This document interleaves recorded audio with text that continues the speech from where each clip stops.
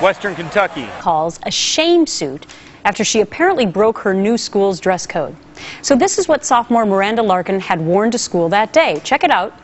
It's a nice black skirt. But when her teacher complained the skirt was too short, this is what Miranda says the school ordered her to wear as punishment. Both the shirt and pants have dress code violation printed in bold letters, and you can see the shirt is a bright color. Miranda says she was unaware of the dress code, considering her family had just moved to the area 9 days before school started. Joining me now from Jacksonville, Florida, are Miranda Larkin and her mother, Diana. Great to see the both of you. Thank you. Thanks for having us, Gretchen. All right, so I can't imagine, I mean, high school's tough enough, Miranda, and to start this new school, you had just come from Seattle. I assume you knew about the dress code, but in your mind, what was the dress code? On the district website, the dress code stated that skirts had to be 3 inches above the knee. So when I went to school that day, I didn't think anything of it. I learned later that day that the rule is actually to the knee or below. So, okay, so you had misinformation from looking at the website. This is the 3rd day of school now. So what happens? A teacher comes up to you and says this is unacceptable?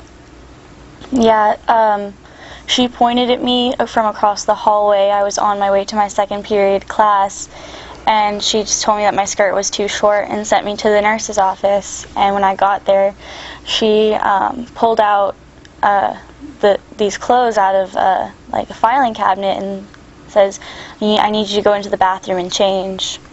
So she made you put on what your mom is calling a shame suit with these big letters on it, which basically says that you violated the dress code. Mom, how do you feel about this? Because it's my understanding that the child, if they violate the dress code, is supposed to be given 3 options, one of which is to call home so that you can get new clothes. Did that happen?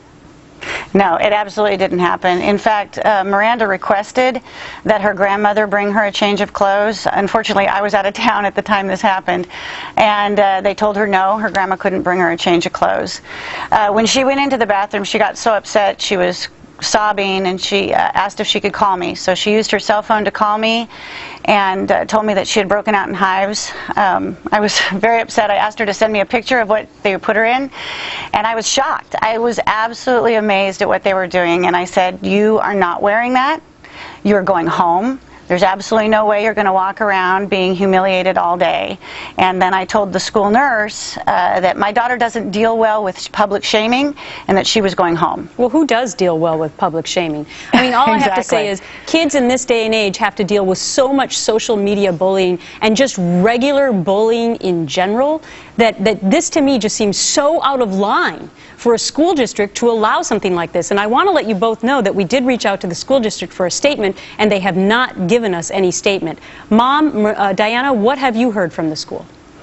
Well, they have made several public statements regarding it, and they did say that they were open to suggestions. So I was pleased about that, and I actually sent them a letter with my suggestions for improving the dress code and eliminating humiliation, because I believe that that's not a viable punishment. It's not a punishment at all.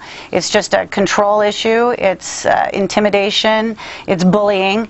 And I did hear back actually just yesterday afternoon from the secretary for the superintendent, and I am going to be meeting with the superintendent. So that's a positive note. Right. But it's quite a way to start the school year. Miranda, real quickly, you still doing okay at school?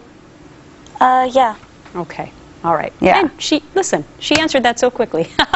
Well, all the best to the both of you, and thank you for sharing your story. We'll continue to follow if there's any update. Seems a little bizarre to me. Diana and Miranda, all the best.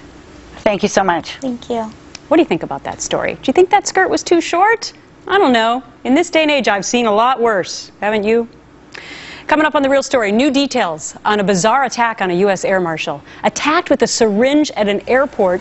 What the FBI is saying was inside that syringe. It's breaking news happening right now. Right back.